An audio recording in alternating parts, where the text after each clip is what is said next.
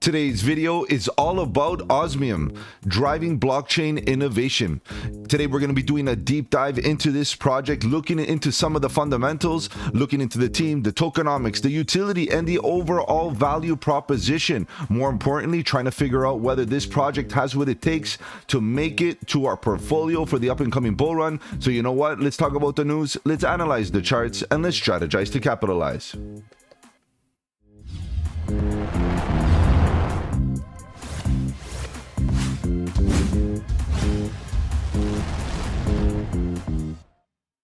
Welcome to the channel. My name is Mike, and let's get right into it, guys. If you're new to the channel, welcome. On the channel, we talk about cryptocurrency, Bitcoin, Ethereum, and all the altcoins, looking for opportunities.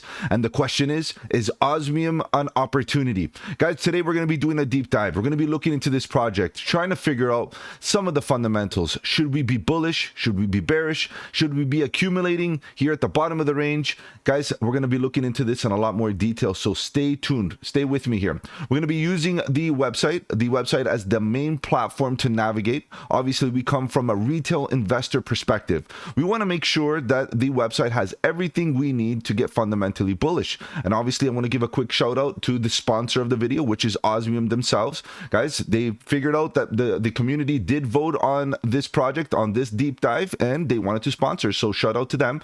Stay tuned because I'm going to give you some information on how you could win $200 worth of Osmium coins.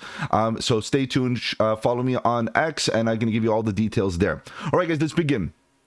We can see that, the website is nice and clear. I start off by looking at the website, nice and clear. The graphics are not distracting. We get into a little bit of information here. The About Osmium was born from very simple idea to promote and reward talent in the blockchain space. And they go straight into putting a lot of value into ecosystem growth. And that's one of the direct quotes from the founder himself that I was able to have an extensive conversation with. And the focus is ecosystem growth and bringing a very strong ecosystem, which you guys know on the channel. I do talk about the value of ecosystem because it provides utility. A strong ecosystem provides utility for the token. The token has utility. The token has value. The token has value. The price goes up, right? So I know it sounds like a long chain of events, but the reality is the back end of any network, it's its ecosystem. So in this case, at least they were able to identify the importance of ecosystem growth. So that's great. The team, a wide range of experience in finance, management, strategy, marketing, and blockchain. Good stuff there. Okay, we'll talk about the team in a little bit more detail in a second. The team is made up of many developers, designers, marketers, business professionals, and so on. Of course, great stuff here. That's good to know, but they're not doxed. Let's be real about that. They're not doxed, which is an unfortunate thing, right? When we talk about a blockchain, right, a lot of us want to know that where we're coming from, where they're coming from. We want to know a little bit of the detail. Now, I know that the project is very new. Let's start by premising that the project itself is only about 2 months old, which means it's very, very new, which means that, a lot of things still need to settle. And one of the objectives of the founder is to eventually become doxed and eventually to work on a LinkedIn profile that, can be shared with the community. And this is definitely, this is pretty much a standard nowadays when we look for a doxed team, is to at least have a LinkedIn account, kind of detailing some of the experiences within the space, and obviously any educational, qualifications that make the team stronger and, of course, bullish, fundamentally bullish. So that's something that I would suggest that the team work on and provide that to the community because it takes it to the next level. Now, what I do want to say is that there is a bit of a trend.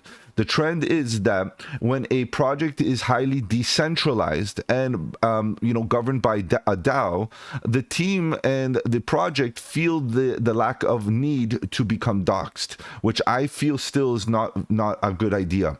Every project, no matter how decentralized it is, should have, because it's all about a certain level of decentralization, right? It's on a continuum, right? So just even if it's a small portion of or concept of centralization, it is very healthy to at least know who are the faces behind this community. So that's a good thing. I can let you know that the founder, the conversations that I had, very eloquent individual, and does know his stuff, which is great, and was able to give his time to communicate and express all concerns and answer all my questions, which was good. Okay, so that's good stuff there. Let's continue going on forward. Osmium project. I think what we can do is conclude this: the project itself has two main applications, okay, decentralized applications. Number one being the Talon wallet. This is where the focus is being put on the current moment, which is great. And they also have the screener that's called a Explorer. There you go, the blockchain Explorer. They have their own blockchain Explorer, which is great because that at least at base they have that, right? Remember, 2 months old, guys. We're talking about a 2-month-old project that already has their wallet and a very dense wallet. Let's put it that way. It's a very strong wallet because they offer many features. And part of the main value proposition here that's going to separate them from all the other wallets is the fact that they're focusing on UTXO integration. Now, for those of you that don't know what UTXO is, I would suggest a bit of research, but I'm going to just summarize it very quickly. UTXO is an architecture that basically stemmed from the improvement of Bitcoin, right? Bitcoin has its own architecture, 256. I think it's called SHA 256. It's slipping my mind right at the moment. But since then, projects like Dash and other projects started to try to find innovation, how to improve Bitcoin, right? Because Bitcoin has some drawbacks. Obviously, it's a little slow and the fees are a little high, right? For microtransactions, for what it does it great. So what we do is we try to improve software solutions to improve, right? In this case, we have this UTX architecture that improves Bitcoin's model. And in this case, we have like Dash. Now, Dash plays an important role here is because Osmium is built as a fork of Dash, right? So in that case, it has the code that Dash has, which Dash has its speed and obviously low gas fees and speed and so on. So what we have here is Osmium, OSMI, the token, Osmium, the project, has the ability to work at the same pace as Dash does, which is great. Now what we have is a dApp that integrates UTXO, all UTXO projects. In this case, this wallet is going to allow an individual to basically hold all their tokens in this wallet, not just UTXO tokens like Dash and all the others. Like I'm assuming that we have all the other forks like Litecoin, maybe even Cardano, yes, Doge, and others that are forks of the UTXO model or created using UTXO model. Obviously, a lot more research into knowing which coins follow the UTXO, like Mint Layer is a UTXO model. You get what I mean? So there's a lot of projects that use this model, and all these coins and tokens and assets that use this model can be stored on this wallet, which is almost like an umbrella. What they're trying to do is create a standard, which I personally don't see at the current moment, a wallet that really encompasses or focuses on this integration. So what they really want to do is be the first. They want the first mover advantage, or to be one of the strongest in this niche, in this scenario. And as we do see this quote unquote Bitcoin narrative continue moving and getting stronger, they want to be one of those individuals that have this wallet to provide this service, which is good. So the dedicated team is a team of developers working hard to deliver the project as soon as possible. So they are working on it. It is a work in progress. Again, 2 months old. So good stuff here for the Talon wallet. I appreciate that. And as a side note, just because they're focusing on UTXO, they are also EVM. So these are the two major models right now that we're talking about EVM compatibility, which is the Ethereum network, right? Everything that's built using Solidity, EVM compatible. And then here we have the UTXO, which is that, fork of Bitcoin, upgrade of Bitcoin type of thing that improves the Bitcoin the model. Okay, so this is pretty good. This is where we're going to see that having EVM compatibility, this wallet being compatible, allows for stable coins and many other Ethereum based projects and to integrate within the same wallet. Guys, that's super bullish. So great stuff there. In my opinion, that's a good value proposition. And of course, join the Discord, guys. There's a lot of good individuals there willing to answer tons of questions. So go check it out. If we keep on going down, we do see that they are listed. I think this is called Zegex Dex or something like that. Guys, don't quote me on the pronunciation of this exchange, but it is an exchange. It's a small exchange. It is there lingering around. We do see it every so often on CoinMarketCap and CoinGecko.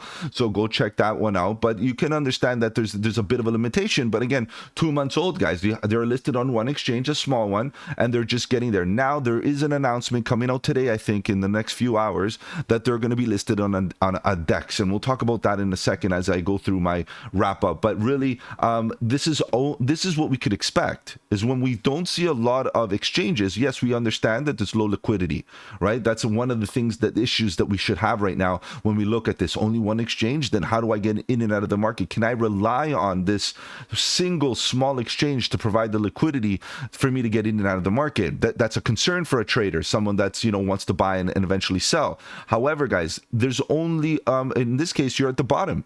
The only way you could go is up. And what I mean by that is all the other exchanges that can eventually be a part of this and then getting listed on MEXC, CoinGecko, KuCoin, and many Binance, a lot. There's so many of them that they can get listed on. Even Gate, we're talking about the smaller ones. Get on Gate, get on Bybit, and so many. There's so many, and then we talk about Coinbase and Binance. These are massive. So there's a lot of opportunity. There's a lot of opportunity to see the volume increase, and of course, getting a lot of the market involved and all of the hype based on all those listings. And we know that usually brings in a lot of volume when they get listed on exchanges. So there's a lot of good potential, let's say, going forward to get that happening. Okay, so let's continue going. So there's opportunity there. It's not just a threat in this case. It's also an opportunity. If you were to do a SWOT analysis, right, in this case, there's an opportunity because there's possibility, and when there's possibility, there's maturity left, and it's not in a mature stage. We're still early, again, 2 months old. Okay, so value over time. Of course, they're going to attempt to provide value over time, increasing value using low maximum supply and all of that. Okay, that's cool. Let's try to focus on the important stuff. So merge mining, this is an interesting thing. Osmium supports merge mining with the X11 coin, with any X11 coin. So there's a lot of X11 coins that use this algorithm. Okay, obviously do your research to figure out the ones that do, which is interesting because when you're mining this coin, when you're mining this coin, you don't have to focus just on mining this particular coin. You could mine any others as well, that as long as they use the same X11 coin, which algorithm, which is beneficial, right? It's not like it's asking for exclusive hardware, exclusive focus or anything like that. It's something that can be tagged on along, which is great. Less barriers of entry, less risk in this case, because you don't have to buy into hardware that is specifically just for Osmium. I appreciate this, especially as a new project that understands that people are going to have to take a significant amount of risk as a newcomer. And in this case, it reduces the limitations. It reduces the risk this way, because any investment of time or hardware can be diversified. The risk can be diversified amongst all X11 coins in this case. The unique feature gives our ecosystem more stable hash rate and block frequency, of course, because then it can be spread across many other, let's say, nodes in this case, or mining machinery. In that case, it's spread across more, offers a lot of stability, and so on and so forth. So good stuff here. I appreciate this. Community focus. Our project rests on building a strong community. This is something that we already discussed. The ecosystem, even the community itself, it's very important to build a community based on ecosystem. I explained already the importance of ecosystem, guys. I still back that because it's a base layer. Let's call it the base layer of any network. Ultimately is what can you do on the network, and it's about ecosystem. Decentralized governance. This is something that we talked about as well, but let's get into a bit of detail. That refers to a DAO. So in this case, a decentralized autonomous organization. If you are a holder, if you're a node holder, you have the benefit of participating in the governance. Okay, so you have to be able to lock up some tokens on the master node, which is 500 OSMI on the master node. And obviously, the more you lock up, the more master nodes you hold, the more governance, more voice you have in the governance, right? So you can pass proposals, vote on the proposals, and so on and so forth, which is obviously a really good thing because, again, it becomes a level of decentralization, decentralization here.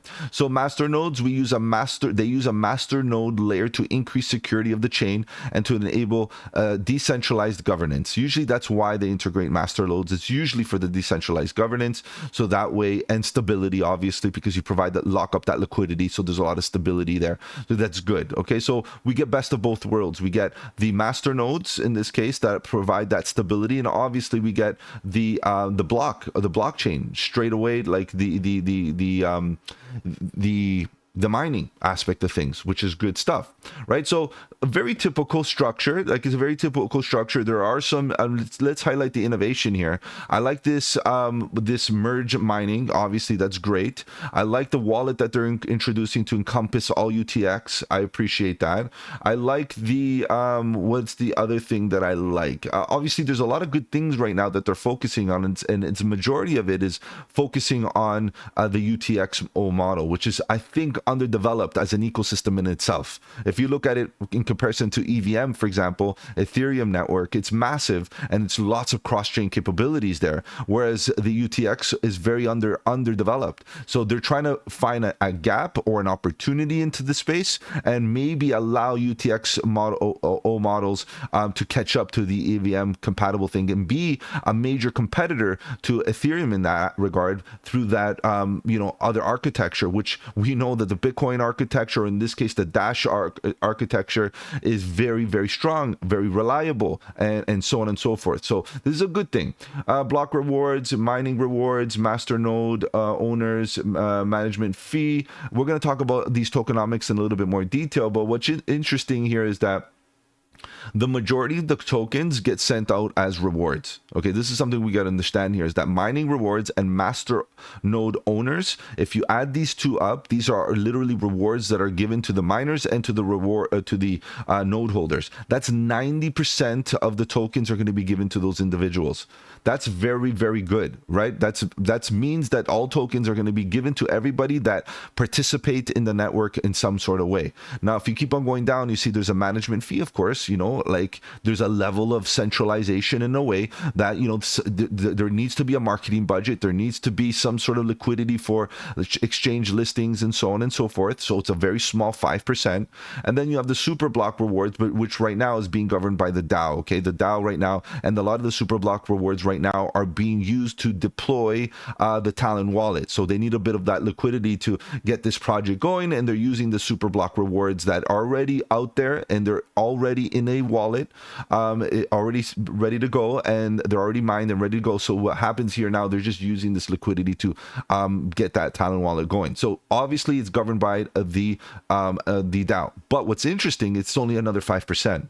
Again, if we look at what's really happening here, that from a tokenomics perspective, the rewards, the tokens are getting all the way as rewards. You participate, you get rewarded. Guys, that's very decentralized. That's really good. There's a very small portion of centralization here, and one of which we have to understand that, look, it's to the benefit of the project that some of it goes to to support the project itself, like the website, the marketing, the this, the that. Okay, so we got to understand that. Now, from the blockchain side of perspective of things, we do have a max supply of 1.21 million OSMI tokens. Okay, that's very clear. Masternode collateral. So each masternode, when you want to hold a masternode, you need to lock up 500 OSMI tokens. They fluctuate between $5 or so. Right now, it's at about $6. So I made the video when it was around $5, and it started bouncing around. It got a nice little rally. So when you're talking about small market cap projects, the volatility is definitely there. So we got to understand there's a volatility, and some of the numbers that I'm going to be giving to you are slightly outdated because of the volatility. It's hard for me to prepare all the infographics and everything because we're getting volatility, and as a trader you kind of want volatility, right? You want to see the price action move in direction, and that way you can get in and out and do what you got to do. But honestly, at the current moment, everything's looking pretty good because you have this incentivization to lock up tokens, which is the 500 OSMIs. If you want to be a master node holder. In this case, you're gonna have to lock up some tokens. Reward reduction, block frequency. Another thing that I want to add to this that is not really highlighted, and I couldn't really see it very clearly, is the fact that when you want to participate in the DAO and you put in a proposal, there's a small OSMI fee, a very, very small OSMI fee. I think it's 1 OSMI if I'm not mistaken. But what's interesting is that that 1 OSMI gets burnt.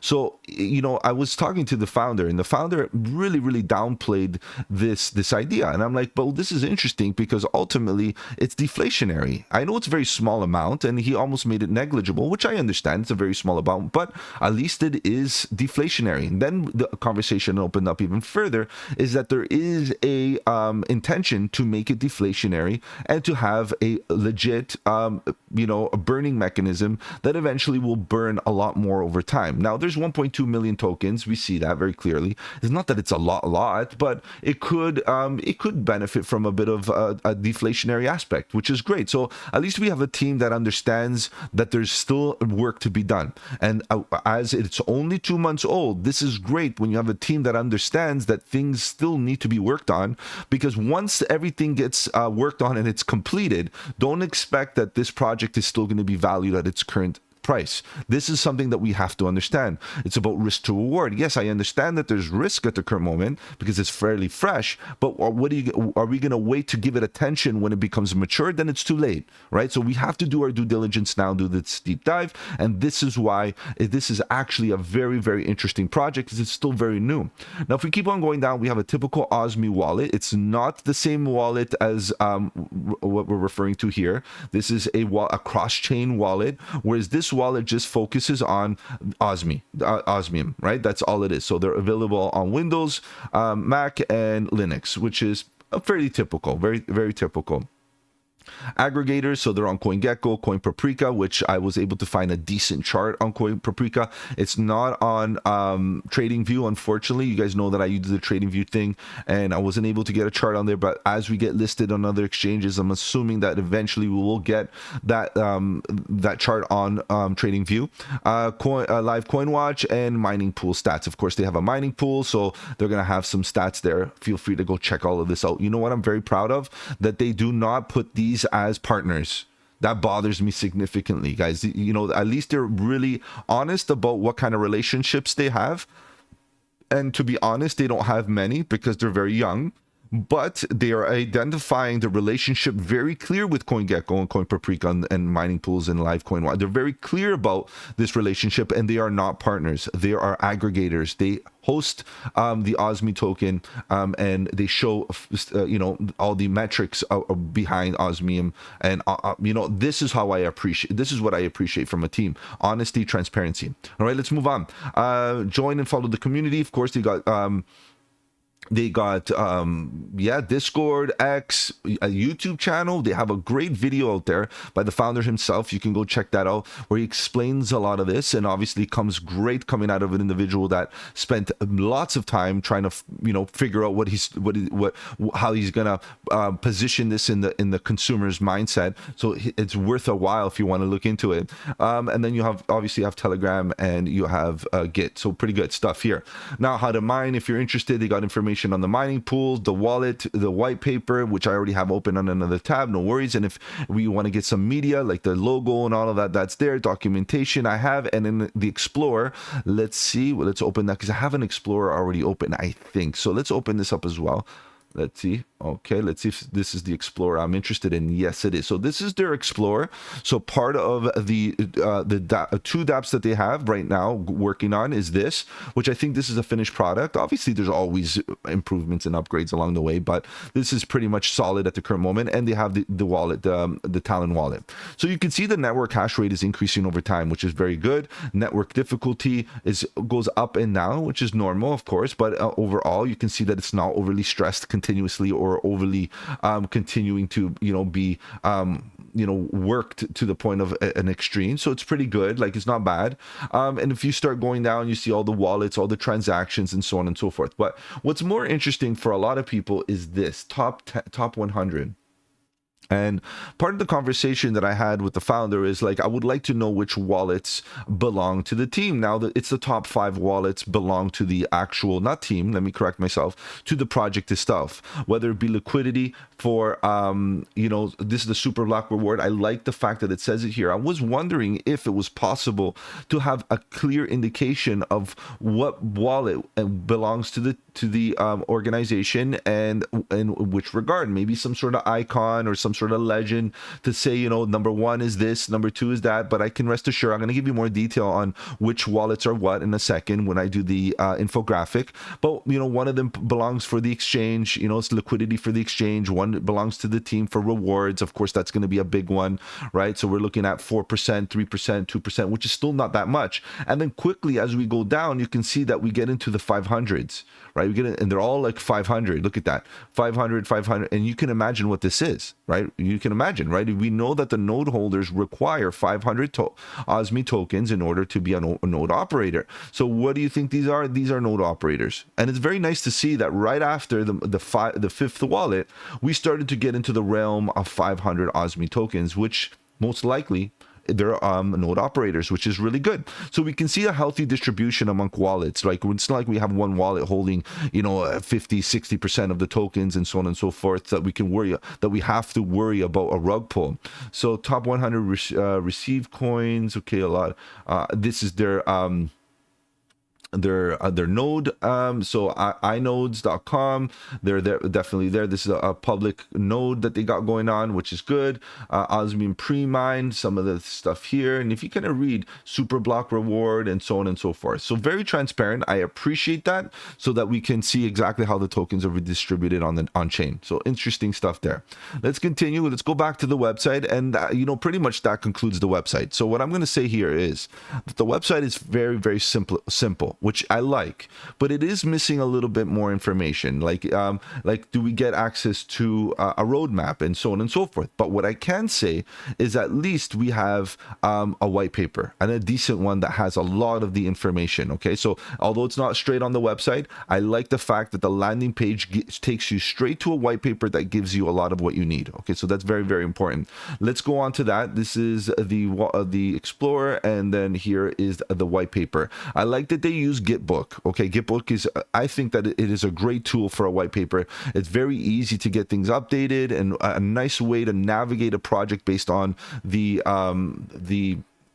links on the side. You can navigate it very, very easily. So if you start going as the introduction, they identify a problem. And overall, what I get from this is the problem is that the crypto space has a lot of trash.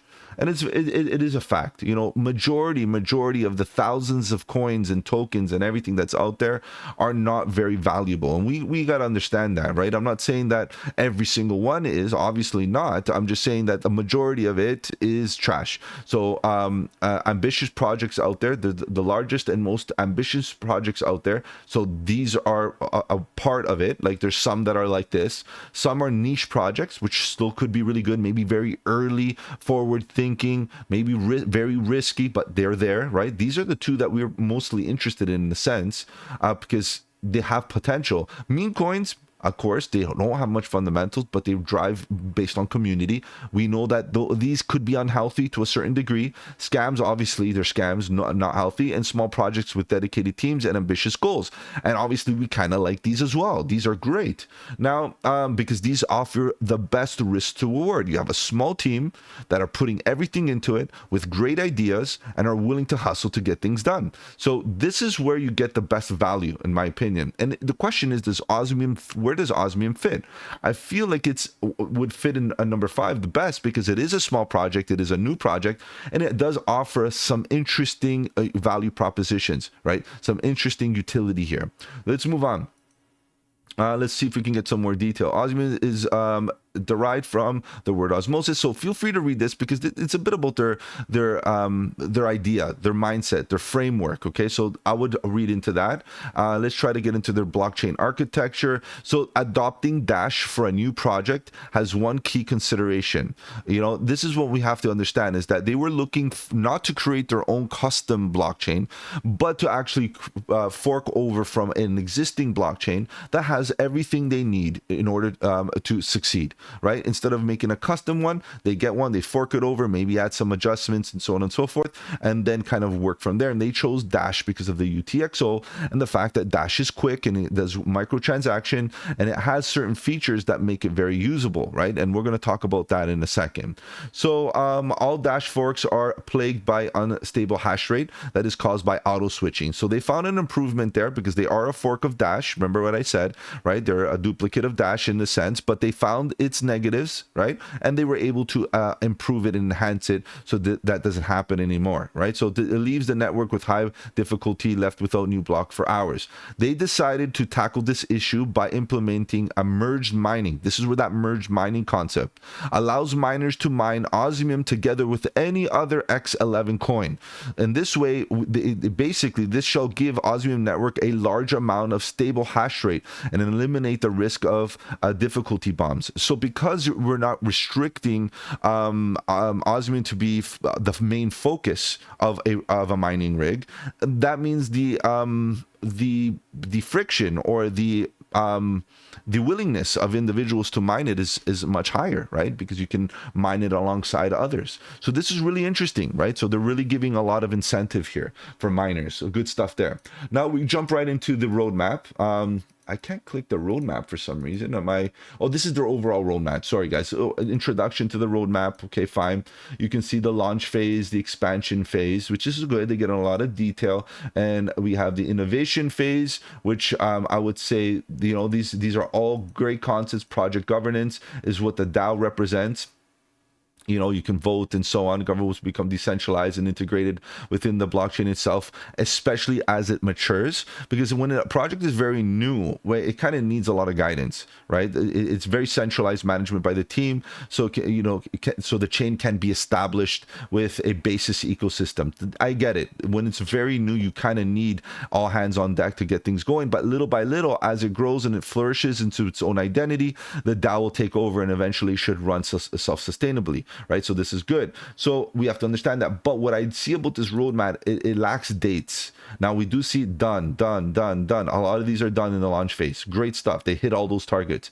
Platform, and then we have in progress. Now we do see that this was updated 4 days ago. So this thing's fresh. It's great because it's been updated, it's been focused on, and that's great. However, where are they going to be focusing their efforts, right? In the end of a few months. It's very vague. Very vague. Now let's do quarterly at least. Let's talk about each quarter of the year. Is this their objective at least quarterly? Like, I don't want specific dates because I know in the software space, dates are borderline impossible to meet, right? It's just general areas. Where are you focusing your human resources? Where are you focusing your mind, all your resources, your efforts? Where are you putting them? And that would be kind of good. So that would take the roadmap to the next level. So a bit of a direction with regards to time. Doesn't have to be exact dates, like date to the exact date and hour, but some general idea based on quarterly time frames on the year. Okay, so that's basically what I'm saying here. Coin emissions. Let's talk about this. So they had a pre-mine. Okay, so it was equivalent to 8,000 Osmis, which represent roughly 0.66 of their max supply. Very, very small. They needed this liquidity to get things going, of course, and be rest assured, most of these coins shall be immediately allocated to form the collateral, basically the master nodes to get things going, guys. And to summary, they need a bit of liquidity to get things going. This is what we're doing. This is what they did. So they introduced the master nodes, and it was a very necessary move, right, to prevent potential risks, right? Like to say the 51 double spend attack or anything like that. In the current situation, significant amounts of hash rate can be rented and applied to any X11 network. From our point of view, that was a source of risk, right? Very clearly. We wish to secure the Osmium network to create a decentralized layer of initial master nodes at main launch. So this is basically why they needed the liquidity to get those master nodes going, and they achieved it. So great stuff. So pre-sold master nodes by ourselves. So you can get into some of the detail about why they decided to do the master nodes and all that kind of things, and the X11 fork to not have functioning master node quorums and chain locks in such situation. Networks does not have a bad incentives. So there's a lot here, guys. Go check it out, read it out, because this is good. But the main premise here is that master nodes provide stability and security and they needed to get things going with a bit of a pre-mine. Plain and simple. Okay, so and it's not even that much, so we don't really have to worry about it too much, right? It's only 0.66%. Now all of a sudden we get to what we discussed before. You add up the 72 and the 18, the majority of these tokens go for rewards, guys. That's really good. The majority, 90% of the block rewards provided as a revenue stream for both miners or master nodes. 5% for the management, which we know to basically finance infrastructure, chain maintenance, ecosystem development, marketing, and so on and so forth. And the remaining 5% is the super block, which is something that they don't really discuss on this white paper of what it is like specifically. So I would suggest that they integrate that. But basically it's a super block, which is an amount of tokens that were already mined and already in a wallet being used and governed by the DAO. Okay, and this is something that's specific to Dash also has this super block reward and so on and so forth. But in terms of educating the newcomers to the space, I feel like this needs its own little section to define what super block rewards are. Will initially be used for expensive exchange listings, but shall be directly directed to the project funding as soon as possible. So the DAO. Okay, it's pretty good. So overall, this is nothing bad. I feel like this is actually very clear. And one last thing that we already talked about, the collateral for the master nodes fixed at 500 Osmis. Good stuff. Now, if we start looking at emissions, this is the emission schedule. Very clear. There is the months where we're like right into this level. Like this thing's very young supply. So there's a lot of tokens that eventually are going to be hitting the market in a nice, very sequential way. Nice, slow emission. The majority of the tokens are going to be out there. 97% of them are going to be in 120 months. So we got some time there. And you can see though, right when it hits at about 82%, which is a majority of them, it's about 60 months. So what we really need to do is understand is that it goes very linear. It's very linear, very nice and slow emission. But eventually it's going to take some time in order for them to be all emitted into the space. But again, it's all based on reward. If the chain and the network is moving and doing its blocks and doing what it has to do, the more rewards get emitted. So it's a direct correlation with the success of the network itself. So I appreciate it, guys. No real worry here. Ultimately, coins hit the market as the blockchain evolves. Sources, a few links here. Feel free to check it out. Dash project, if you want to learn more about Dash, it's open source code, mitigating 51 double spending attacks using their algorithm, their specific algorithm there, so which is good. And that concludes the white papers. Not bad, guys. Like pretty clear, pretty much everything that we need. Let's go back to the website. All right, guys, so let's summarize the project in general.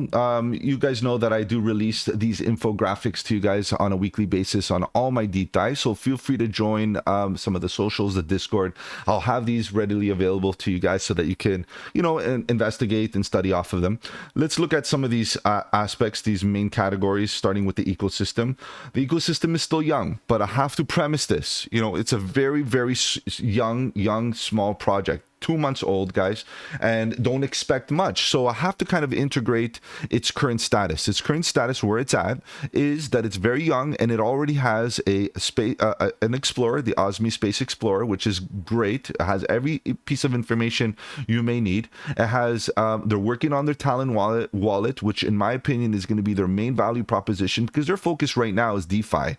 Their focus right now is DeFi to integrate all the UTXO model blockchains under one wallet, which and then the future, all the other applications will basically support all UTXO models, and eventually Osmium becomes like a hub for all UTXO, which I understand their value proposition, which is really good. So they're at the early phase of ecosystem growth. So we have to understand that based on their size and their age, with these two wallets, it's not bad of a scenario. They're hustling through it. They're getting going. However, there is still a lot more progress, and you can't really hold it against them because they're still young. But at the same time, we have to identify that there are gaps still there, right? So I give them 7 out of 10, but I'm just saying that for their size, it's like there's a lot of opportunity there. They're still growing, they're still doing their thing. They have a long vision, and they have some great relationships going forward. So we're going to talk about some relationships that are very bullish, obviously, in a second. So rewards for nodes and miners, utility It's rewards for nodes and miners. We talked about that. Transaction fees, very typical. Collateral for nodes. Obviously, you have to lock up 500 OSMI tokens, and DAO voting. Very clear, very transparent, very common, and 10 out of 10 because of that. Really good stuff. The roadmap is clear, shows all the milestones that they hit in the last while, future and different categories, everything that they've accomplished and all the objectives. But, you know, just to give us a bit of a date, a time frame. Very vague one would be fine. Quarterly would be fine, but at least it's up to date. The current roadmap is up to date within the few days, which is good, and at least we can put a bit of reliance on that. So 9 out of 10 for there.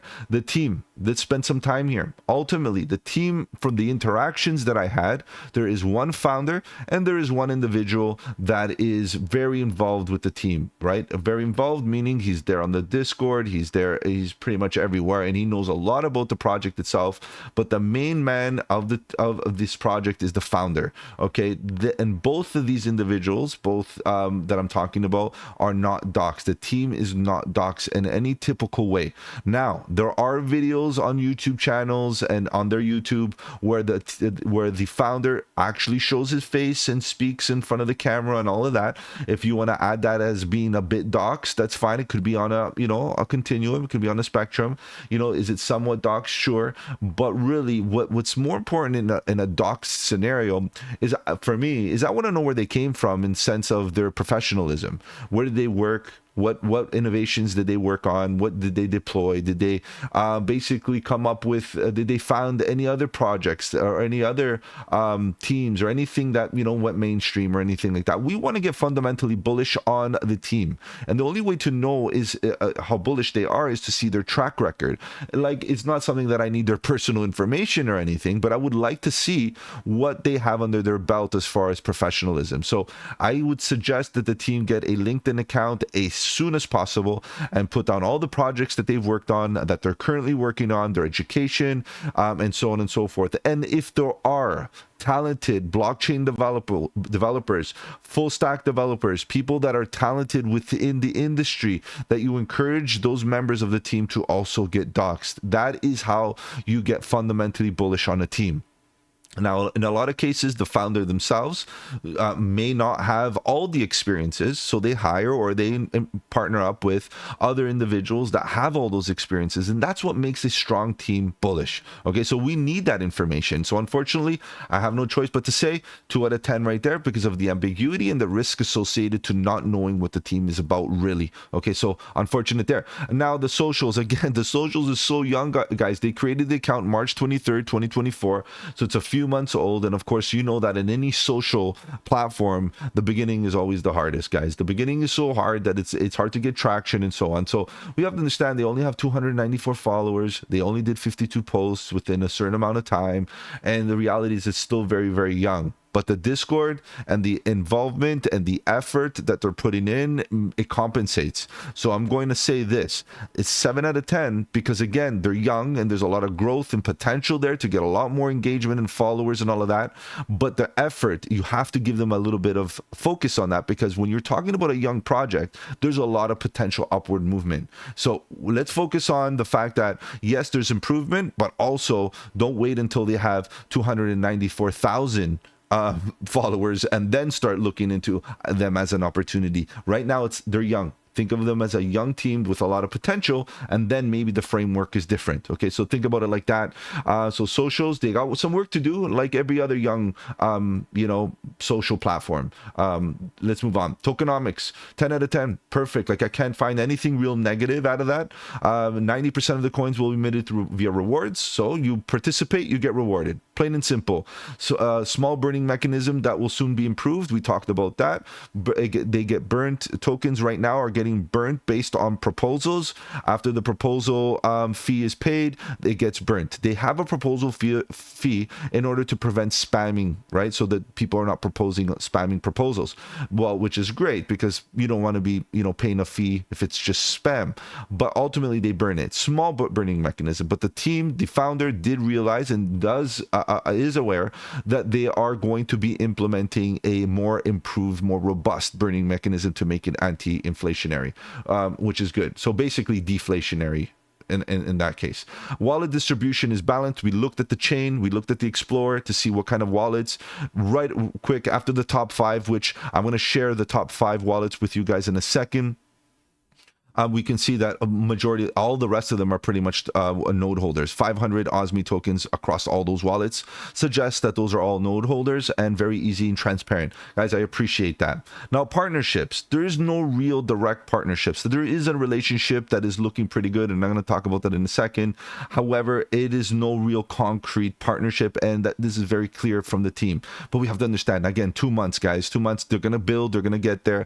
And if and any partnership going forward is going to be super bullish. So they're starting off. This is the beginning phases. Exchanges, we already talked about the exchange, and just today I just got the notice that they're going to get listed on DEX Trade, which is a good thing to see more liquidity out there on a DEX, a decentralized exchange, not just on a centralized exchange. So they have both. I'm still going to keep it. I had it at 1 out of 10. I'm still going to keep it at 1 out of 10. Okay, maybe it's a 2 out of 10 because of the DEX now integrated. But really, the main message here is this, is that we know that as projects get listed on exchanges, you do get a lot more volume. And when there's volume and there's market participation and there's interest because of the listings, and obviously the distribution of the token gets wider based, or the coin in this case gets wider based on all the other outlets. We're talking about KuCoin, Maxi, Gate, and there's so many. There's still tons of them, right? You can get on, once they get listed on all these mid tiers, imagine getting it on Binance and Coinbase. So this is where we're at. There's a lot of upwards potential with exchange listings that can bring in that volume. So either you take some of these low numbers as a negative or a positive. Either way, you have to be able to translate what's really happening here. When you're looking at this scenario, you have low liquidity, right? If the project does very well, it's there could be a challenge to be able to take profit because there's going to be low liquidity out there. However, we have the opportunity to see this project getting listed on exchanges, which will bring in that liquidity, which will bring in that volume. So it's an opportunity as well. Now, if we continue going up, I just want to summarize here. Just keep in mind, a lot of these numbers are based on the fact that the team and the project itself is very new. Okay, so we have to keep this in mind. Now, let's go into the coin info here for a second.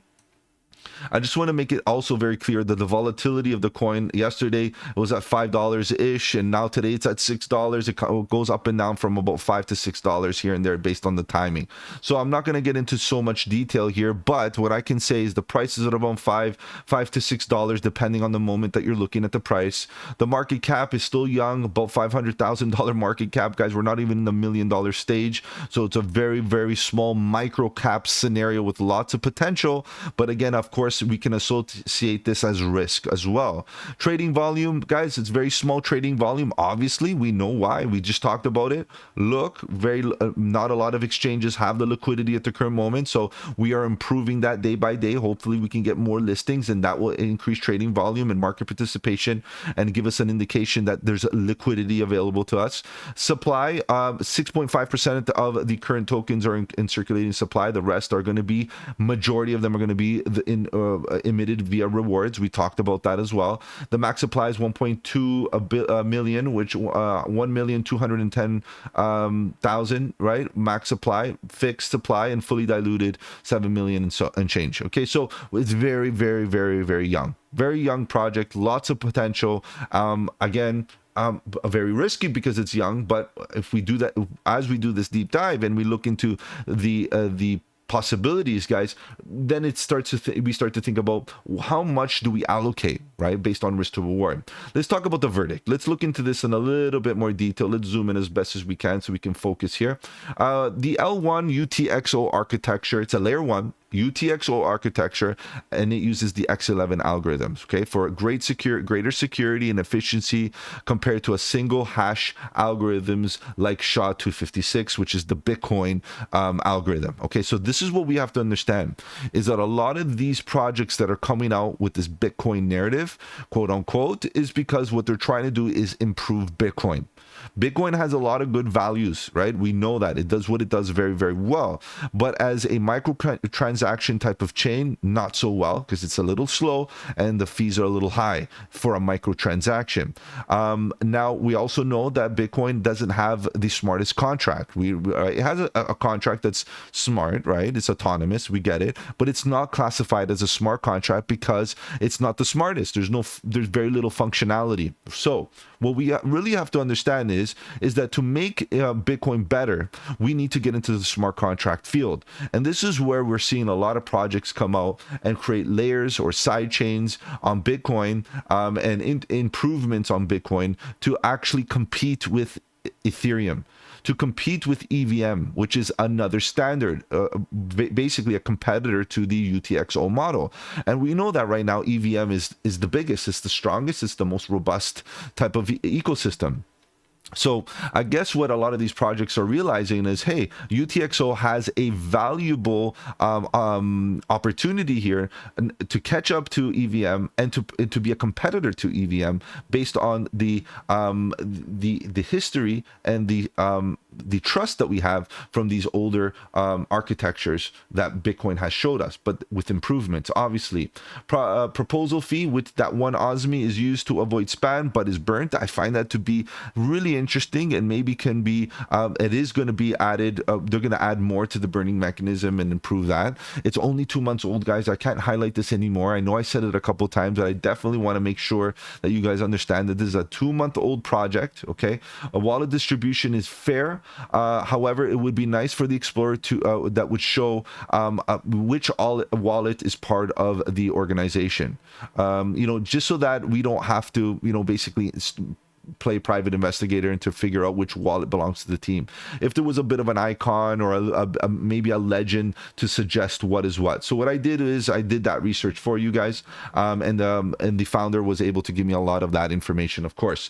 So the wallet number 1 is for the exchange, the centralized exchange. Wallet number 2 and 4 are mining pools. Wallet number 3 is the super block, right, that they're using right now to fund the wallet, the Talon wallet. And then number 5 is the node service. So what we have to understand is after wallet number 5, you will notice on chain that they really quickly get into 500 OSMI tokens per wallet. Okay, so that means that the majority, those are all nodes, and individual nodes. So pretty good, very transparent, very no ambiguity there. So low transaction fees, which is more or less 0.001 OSMI, depending on the price of OSMI. You can see that the fees are very, very low. And what's interesting is this, because right now it's not the fastest.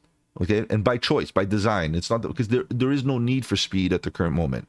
However, the function called InstaSend can be enabled to improve transaction speeds when needed. So this function is a function that is available on Dash. Okay, so Dash, this is what makes Dash fast, is the fact that they have the InstaSend capability and function. At the current moment, OSMI, because it's a fork of Dash, they basically disabled it because there's no need for it at the current moment. As soon as they enable it, they're going to have pretty much almost instant transactions. Okay, and in that case, they need other nodes happening. So right now, what they're trying to do, because they're still new, again, they're trying to make all the friction as least as possible and release some of these enhanced features as the network gets bigger and as the utility does need this instant sending feature, they will unleash it, which is honestly not bad because it's very modular in this case. You can turn on a function on and off when you need it, which is good. A DAO implementation, guys, that's straightforward. We all kind of appreciate the level of decentralization, especially when it comes to organizational procedures. This would be good, especially as more tokens get distributed amongst many holders. That's something that we really have to make sure is that there's a lot of node holders, and a lot of node holders means that the decision making is very decentralized. So that's very, very important. What else do we have? Looking to stake. This is very important. Okay, so this is what I was saying about relationships. So they have the founder has a very strong relationship with Raptorium. Now we have to understand that Raptorium is RTM. is going to come out with its own standard for this UTXO model as well. And what they want to do is basically partner up or work together with Reptorium in such a way for Osmium to the Talon wallet to be the official or main wallet for the Reptorium blockchain, which is an opportunity that they're trying to take advantage of. Okay, so they're forward thinking. They're trying to integrate with Reptorium. If you do follow that project, go check it out so you can see what I mean. It is a UTXO model project, and they want to be able to host or be able to use their wallet in conjunction with Reptorium. Basically trying to make that relationship happen. That's good. That's an opportunity for a young project. These are opportunities that they should be hustling for, and they're doing the right thing for sure. Founder does identify the need to be doxed on the LinkedIn, and you know, and wants to, it's in the works. They want to work on that. Founder and team members are active on Discord and welcomes questions from the community and so on. So really good activity there on the Discord. I was very pleased to say that I could get access to all the information I need with a few clicks, and obviously the team is very receptive to any information or any questions that I may have. So that awesome there. Now, as far as you know, projections, guys, you know how difficult this is, right?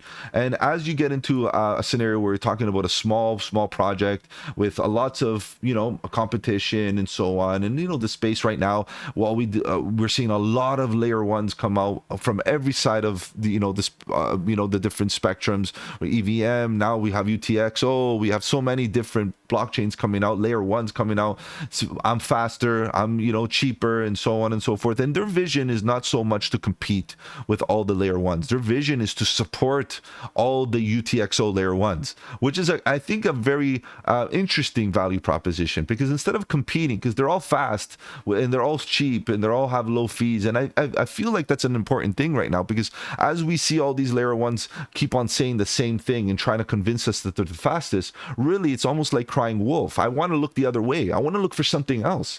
What exactly is gonna make you succeed other than speed? Because all the other layer ones are talking about the same thing. So really what they're deciding to do is to say, forget, yeah, we're fast, we're, you know, cheap and all of that, like all the other L1s, but guess what we're gonna do? We're gonna make a dApp that basically allows all the UTXO projects you know, fit. They're going to just take them on board on that wallet, you know, focusing on DeFi. So I appreciate that. So that's something that I really have to put into perspective. Now, when I start looking at the major competitors, like we can talk about tons of UTXO models, like Cardano's a UTXO model. And the reality is, are we going to say that, you know, OSMI could catch up to Cardano? It could be possible, but when you start comparing market caps, it's going to be like, that's a big endeavor. And I'm not saying it can't happen. What I'm saying is that let's make it a little bit more realistic and keep it step by step.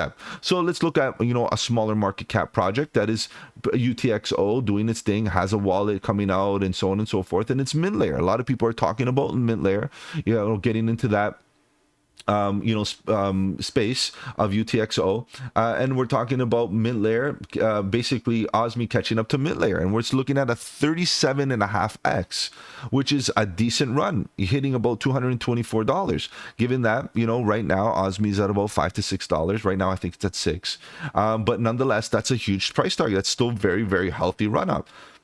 Now, we always talk about microcaps being able to do 10, 20, 30, 100x, which is still very possible because we don't know exactly what the future holds. But what I can say is this: when the project is very young, there's a lot of option above, but the risk is also there. So think about it from risk to reward. You're getting in at the launch stage. You're getting in pretty much where it's ready to take off from the bottom, and it's very possible that it just catches up to projects like Mint Layer that have already kind of taken off, that had some marginal success, did retrace quite a bit in the last little while, but we see that Osmium, you know, is ready to launch and take off, which is pretty good. Now, just keep in mind, my 7 out of 10 rating is a lot of it is based on the fact of the risk associated to a new project, but also understand that there's a lot of reward with the risk, right? Because of it being new. So this is a very hard thing to kind of really, you know, pinpoint is the rating, but what we have to do is outweigh the benefits from the drawbacks. And really, there's a lot of potential benefits with a very clear invalidation of all the drawbacks, which is, look, if the project doesn't succeed, you're already pretty much at the bottom. It didn't launch all the way up and it's like overvalued or anything. It's still young. Okay, so let's keep that all in mind. mind, because generally speaking, this project sounds very interesting, and its value proposition and its team right now, the way they are speaking, their focus is legit. They're focusing on providing value where nobody else is looking, and I think that's a great opportunity for growth for the future. All right, guys, I know you're here to talk about charts, so let's do our best looking at the chart. We have a few charts to look at. Of course, we can on TradingView, it's not available on TradingView, so we're going to use Coin Paprika as our trading charts right here, as our chart platform. You know, obviously I like TradingView, I appreciate TradingView, but when there's no chart available, things get a bit difficult. But let's look at this. Let's try to look at this in a little bit more detail. You can see that, you know, it kind of did bounce right down at these levels. It did fall below this bottom below, which is not a good look, but it quickly bounced, and it's slowly creating that floor price. And if you've been following me here on the channel, I always say, like, once we get into extreme dips, because this was an impulsive move, we went sideways, we got another impulsive move, and based on previous price action, this would have been the best place to take risk. Let me get a line in there for you guys. Let's see what we got. Let's see what kind of tools we can get going here. We can get in, the best risk to reward would have been right here based on the previous low, and I can assume that a lot of the individuals did get in here, and we can see that the market came down and hunted liquidity. But the good news is that we can see the price bounce right back above it, and these individuals that took risk on spot basically right now are in some profit, which is healthy, which is very, very good. Now all of a sudden we start saying, well, could we keep on coming down and bouncing around this level? Well, I would say yes, that is possible. I can say that we made that double bottom. We can see that at this double bottom we started getting bullish divergence on the RSI, which is great. Unfortunately, I wasn't able to load my custom indicator in here, but we're going to do it with what we have. We're going to use the traditional RSI and the MACD, because it does a great job as well when we're looking at basic structure. And you can see that also here, based on trend, the double bottom was getting a divergence as well. EMA crossed to the upside and nice expansions on the upside here on the daily, which is really, really good. But what can we say about this lower low? Obviously, we made a low here, and then we come down and made a lower low. This is the issue, is that as of now, if you look at this price action on the daily, we're still in a downward trend, making lower lows and lower highs, which is not something that you want to see when you're trying to be an investor. You want to get in where the risk to reward ratio is healthy. But I can tell you this, that at least you have another level of validation, which is this previous bottom. Again, previous bottom. If we break below that previous bottom, guys, you want to stop. You want to get yourself out of there, because that's where you get more risk. The risk is that we keep on coming down and go for another bottom, and we start looking for another level of support down here. And that's not something that you want to do. You don't want to catch that falling knife and try to keep on getting in and getting out. But at least if you form a nice little structure here, like we do have a bull flag, we could definitely start looking at an opportunity where we start seeing that structure that suggests pivot. For example, maybe coming down, maybe hunting liquidity, coming down for a swing failure pattern, coming back up, right? And then once you come back up, you start to ask yourself, well, we're back into structure. Now maybe we get rejected again and come back and back test the support again, and then we start coming back up for another attempt, picking up some more bullish bids down here. And then all of a sudden everybody starts saying, well, that looks like an inverse head and shoulder. Well, guess what? That's a bullish reversal pattern, right? That's not bad. That's a very good bullish reversal pattern at a level where we've, you know, came down and made a lower low, and we're at the bear market bottom, and we can see that there's still a lot of bulls out there that believe and feel that there's a bull run around the corner, and OSMI being a very young project has a lot of opportunity to get to higher levels. So what do we do here? We see momentum looking good. We see the trend reversing to the upside. We see all that divergence. We're seeing follow through. So what do? So basically what I'm saying is you have to strategically build your position as close as possible to invalidation of a bullish thesis, and unless you build a structure down here that suggests pivot, it is very, very difficult to put in a stop loss. But you have to take risk somewhere, so why not take calculated, measured risk bit by bit? So what I do feel is at the current moment you're looking for a breakout. Really, we're trying to break out of this previous high. And this previous high, which is right here at about $6.51, if we break, we start looking for other breaks of previous highs. It's not like we have clear levels here. The next clarity that we have is all the way up here. All the way up here. Okay, so we could be looking for another level of resistance, right? Another level of resistance once we come to this level, and we could get a rejection, come back down, and continue to the upside. But in the meantime, did we build enough volume into this level to suggest that the market is accumulating into this rally to the upside? Well, we're getting a few nodes of volume right into here, not a lot, to be honest. I would love to see a little bit more, because look at this volume. Look at this volume bar right here when we started running. It's a bit too late when that happens, but look at this one, got a little bit big, got a little bit bigger, and then all of a sudden rocket. So what we really have to understand is that we're not going to catch it perfectly, so start DCAing. Now, if you DCA with a massive bag right now, okay, there's a bit of an issue because you can get rejected and come back to the bottom of the range. And if you come back to the bottom of the range, that would be another good area to DCA. But what about if we break horizontal? You want to knock yourself out. So it's about position size. Get into a bit of a bag now just in case this thing starts to wake up and start running. Get into a bit of a bag down here because risk to reward ratio gets really good, because you can get into a setup that basically, let me see if I can find the setup tool. I think it's right in here. Is this a long position? If you can get into a setup tool, a setup right into here, let me show you what I mean. And you bring your TP right here, and you put your stop loss right below the horizontal as close as possible. You can see that your risk to reward is very, very healthy. You're looking at a 6.1 to 6.5 to 1 ratio. You're looking at 227% just getting to this level, never mind all-time highs or price discovery. And yes, you're taking a bit of a hit, a 35% hit coming down here, but your position size should equate to for this loss to only represent 2% of your trading portfolio. So get into the appropriate position size that if you were to calculate the 30% loss, it should only represent 2% of your trading portfolio.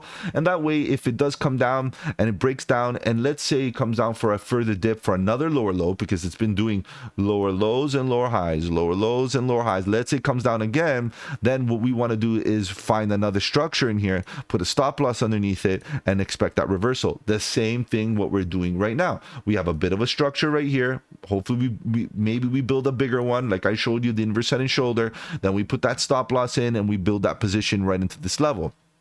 Okay, so this is what we really are looking for, is some indication that this is a bottom. What I really do appreciate is this bottom right here, because in this structure that we built, okay, look where the RSI was, right? It wasn't nowhere near a oversold state. It was pretty much at a level where it was in the chop zone, almost at the 50% mark. And you see, look at the MACD, pretty much still facing down red histogram bars. If you look at this current structure, it's a totally different scenario. Momentum is pushing up, RSI is pushing up, and the trend, the MACD, is pushing up. So this is important levels rather than looking at this level, which looks like a consolidation before a continuation, an ABC structure. As you can see, ABC structure. Right now, it looks like the last wave is done, and we're trying to build a pivot right in this level to suggest a continuation to the upside. So guys, price action is looking good. As far as opportunity, fundamentals, not bad, guys. Do your due diligence, do your deep dive research, use my video, use this video as the basis, and then go and explore even further. Get fundamentally bullish. If you have any comments or anything you want to discuss, feel free to make that available in the comment section below. Of course, I'm going to be live tonight at 7:30 Eastern, where we talk about crypto news and price action. If you want to join, that is a great time and place to talk about crypto and to talk about OSMI. Guys, if you want to learn about how to basically win $200 worth of OSMI tokens, feel free to check out the links in the description. Join X and follow me on X. I'm going to give you the exact details on how to win $200. Take care, guys. See you tonight. Have a good one. And don't forget, buy the dip.